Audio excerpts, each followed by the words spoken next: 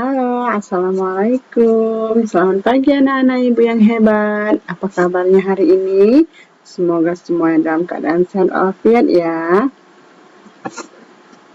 Baiklah, sebelum memulai pembelajaran kita pada hari ini, kita berdoa bersama-sama menurut kepercayaan kita masing-masing. Berdoa dimulai. Berdoa selesai. Nah, seperti biasa, walaupun kita belajar dari rumah, tapi semangat harus tetap oke ya. Dan jangan lupa, jika ingin berpergian keluar, biasakan menggunakan masker dan sesering mungkin mencuci tangan. Baiklah, pada hari ini pembelajaran kita yaitu tema 4, berbagai pekerjaan, subtema 1, jenis-jenis pekerjaan yang akan Ibu jelaskan ya.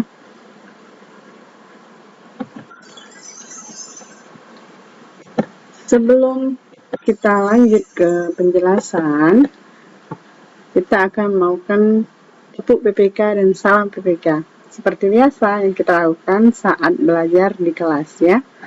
Ikuti gerakan ibu dan lakukan dengan penuh semangat. Oke. Tepuk PPK.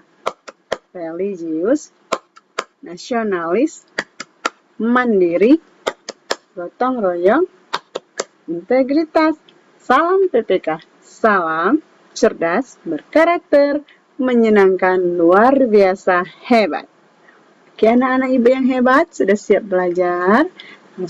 Sudah siap belajar? Perhatikan penjelasan ibu dengan baik ya. Baik, kita mulai hari ini pembelajaran kita di tema 4, berbagai pekerjaan, subtema 1, jenis-jenis pekerjaan. Nah, sebelum memulai pembelajaran, coba perhatikan di layar ini ada puzzle aneka profesi. Cita-citaku ingin menjadi. Nah, apa cita-cita kalian? Tentunya ada yang ingin menjadi dokter, tentara, polisi, pilot, ya, dan berbagai macam lagi ya. Untuk mencapai sebuah profesi atau cita-cita kita, maka kita harus rajin belajar.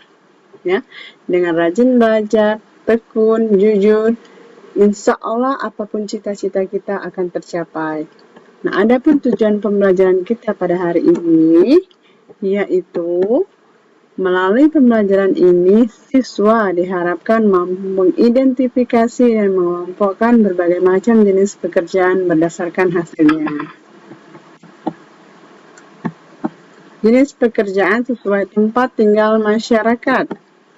Jenis pekerjaan dibagi menjadi dua berdasarkan hasilnya, yaitu pekerjaan yang menghasilkan barang dan pekerjaan yang menghasilkan jasa. Nah, yang akan kita bahas saat ini adalah jenis pekerjaan sesuai tempat tinggal masyarakat ya. Jenis pekerjaan di daerah dataran tinggi.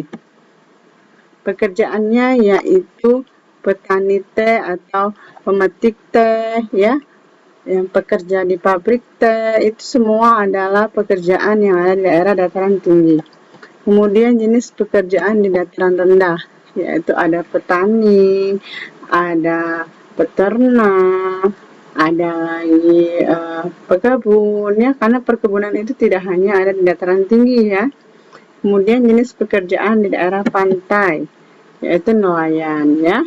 Nah, bukan hanya nelayan, tapi akan kita bahas selanjutnya ya, pekerjaan di dataran tinggi.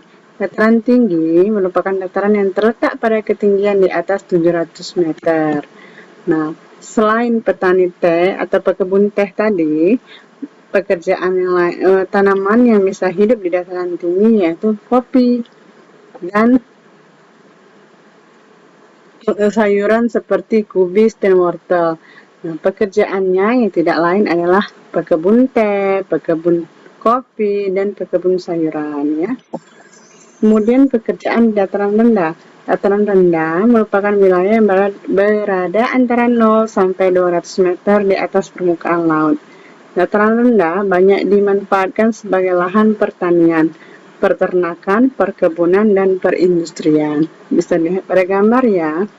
Di situ ada peternakan kambing.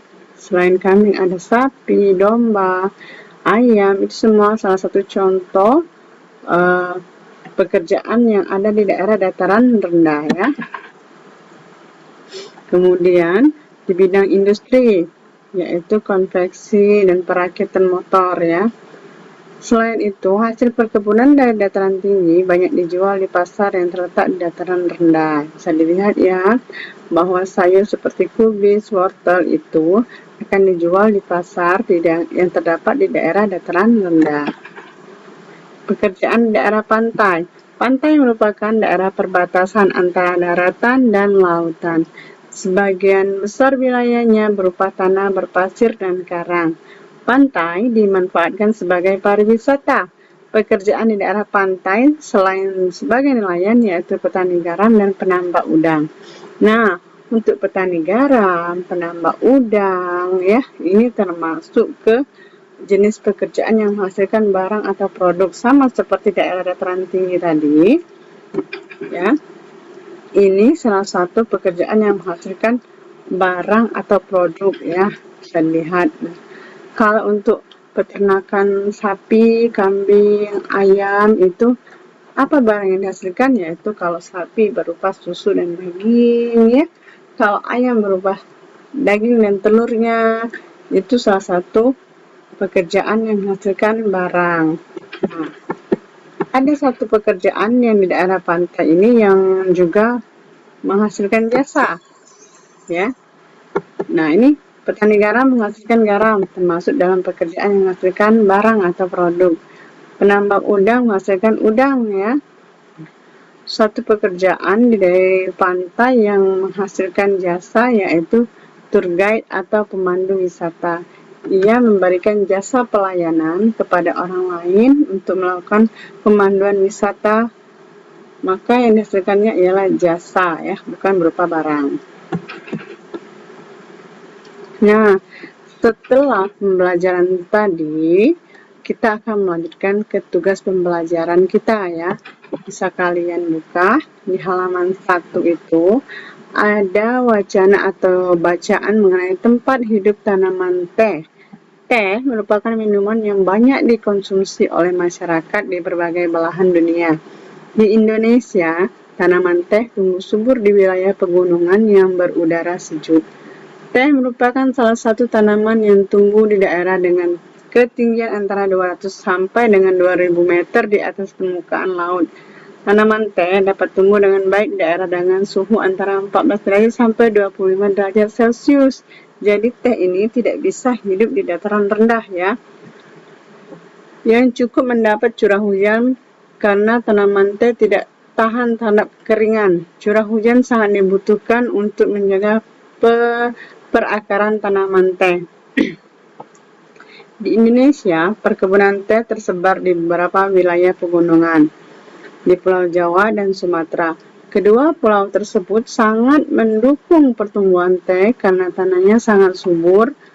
Beberapa daerah perkebunan teh di Pulau Jawa antara lain Ciwidey dan Bogor, Jawa Barat, Brebes dan Wonosobo, Jawa Tengah, dan Malang, Jawa Timur. Adapun perkebunan teh di Pulau Sumatera antara lain di Simalungun, Sumatera Utara, dan Kerinci, Jambi. Pohon teh juga berfungsi untuk mencegah terjadinya erosi tanaman. Teh yang ditanam berjajar rapi dengan jarak 1 meter dapat menahan derasnya aliran air sehingga tanah tidak terkikis terbawa air. Jadi, selain berfungsi sebagai bahan minuman, teh juga berfungsi untuk menjaga lingkungan. Dari bacaan ini, nanti akan ada 5 pertanyaan yang harus kalian jawab. Dan bisa kalian cari jawabannya pada bacaan tempat hidup tanaman teh ini ya. Nah, ini pertanyaannya. Pertanyaan pertama, di mana tanaman teh dapat tumbuh dengan baik? Kedua, bagaimana caranya agar tanaman teh bisa bermanfaat menahan erosi?